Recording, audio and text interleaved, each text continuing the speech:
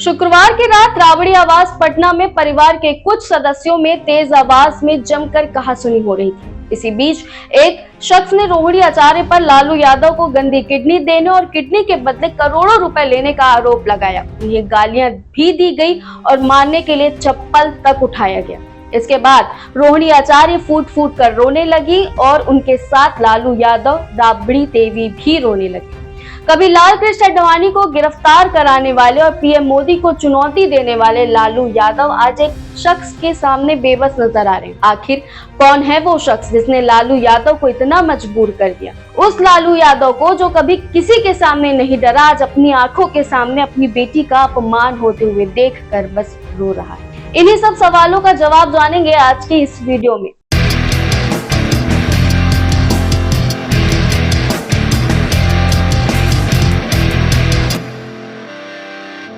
16 सितंबर 2025 तेजस्वी यादव की बिहार अधिकार यात्रा जहानाबाद से शुरू हुई थी। इस यात्रा के दौरान सोशल मीडिया पर आरजेडी समर्थक ने एक तस्वीर पोस्ट की जिसमें सामने फ्रंट सीट पर एक व्यक्ति बैठा हुआ नजर आया। ये फ्रंट सीट थी लालू प्रसाद यादव के राजनीतिक उत्तराधिकारी, लेकिन इस सीट पर उनकी जगह कोई और था। इस पोस्ट को रोहिणी आचार्य ने शेयर किया। इस पोस्ट में लिखा हुआ था, फ्रंट सीट सदैव शीर्ष नेता के लिए होती है। वैसे अगर कोई अपने आप को शीर्ष नेतृत्व से भी ऊपर समझ रहा है तो अलग बात है। 20 अगस्त 2021 इस दिन तेज प्रताप यादव अपने छोटे भाई तेजस्वी से मिलने उनके घर गए, लेकिन मुलाकात नहीं हो पाई। तेज प्रताप ने बताया कि तेजस्वी के पीए उन्हें उनके छोटे भाई से नहीं मिलने दे रहे हैं। ये शख्स कोई और नहीं, तेजस्वी यादव के दोस्त और सलाहकार संजय यादव हैं। संजय यादव ही बिहार अधिकार यात्रा की गाड़ी में तेजस्वी की जगह फ्रंट सीट पर बैठे थे।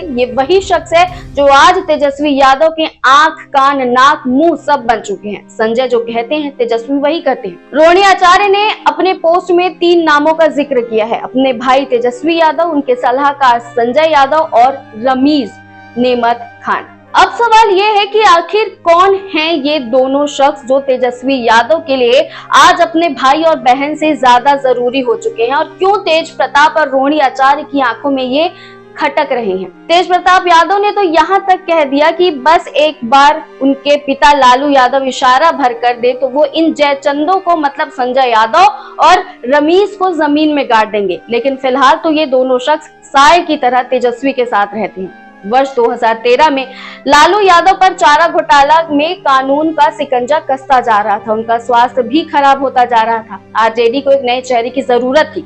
इस समय तेजस्वी क्रिकेट की दुनिया में संघर्ष कर रहे थे, लेकिन सफलता नहीं मिल रही थी। लालू यादव ने तेजस्वी को पटना बुलाकर अपनी राजनीतिक विरासत सौंप दी, लेकिन तेजस्वी दिल्ली से अकेले पटना नहीं आए थे। वो अपने साथ अपना एक दोस्त लेकर आए थे जिसका नाम है संजय यादव। संजय यादव हरियाणा के महेंद्रगढ़ के नंगल सिरोही गांव के हैं। संजय मल्टीनेशनल आईटी कंपनी की नौकरी छोड़कर तेजस्वी के साथ आए थे।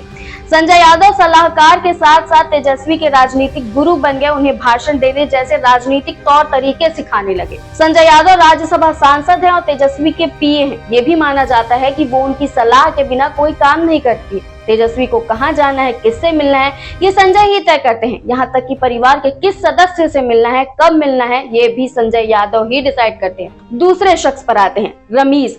पार्टी का आईटी सेल और चुनाव का काम संभालते हैं। रमीज पर 2021 पंचायत चुनाव के दौरान हिंसा, आगजनी और बलवे का केस लगा। हालांकि वो बाद में कोर्ट से दोष मुक्त हो गए। रमीज 2022 तुलसीपुर नगर पंचायत के पूर्व चेयरमैन फिरोज पप्पू हत्याकांड में नामजद आरोपी हैं। इस मामले में उन पर एनएसए और गैंगस्टर एक्ट लगा। कौसंबी के कोखराज थाने में भी रमीज पर हत्या के केस दर्ज है। लंबे समय तक बलरामपुर जेल में रहने के बाद वो अप्रैल 2025 में जमानत पर रिहा हुई। रमीज और संजय दोनों ही तेजस्वी के काफी करीबी हैं और इन्हीं दोनों का कहना तेजस्वी मानते हैं। तेज प्रताप यादव को पार्टी से निष्कासित कराने में भी संजय यादव का हाथ माना जाता है। बताया जाता है कि रोहिणी आचार्य विधानसभा चुनाव लड़ना चाहती थी, लेकिन संजय यादव के कहने पर तेजस्वी यादव ने उन्हें चुनाव नहीं लड़ने दिया और इसी बात पर दोनों में बहस पहले भी हुई थी। चुनाव रिजल्ट आने के बाद भी दोनों में बहस हुई और हार का ठीक रहा रोहिणी आचार्य ने तेजस्वी के साथ साथ उनके 2 अनमोल रत्न संजय और रमीज पर फोड़ा और यहाँ से मामला बिगड़ गया। उन्हें परिवार छोड़ने के लिए कहा गया। गंदी किडनी देने के बदले करोड़ों रुपए और विधानसभा टिकट लेने का आरोप लगाए गए। मारने के लिए चप्पल उठाया गया।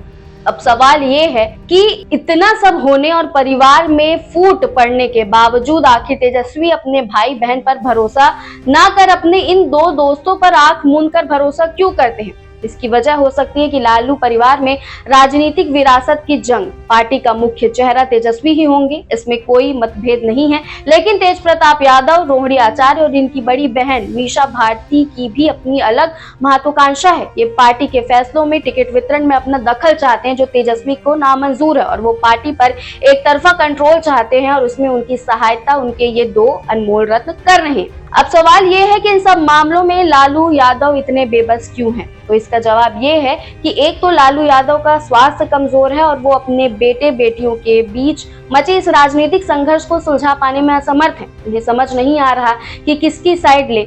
ना उनका बेटा उनकी बात मान रहा है, ना उनकी बेटी उनको राजनीति से दूर रख पा रही है। नहीं, मेरा कोई परिवार नहीं है। अब ये जाकर के आप संजय, रमेश, तेजस्वी यादव से पूछिए, मेरा कोई परिवार नहीं है।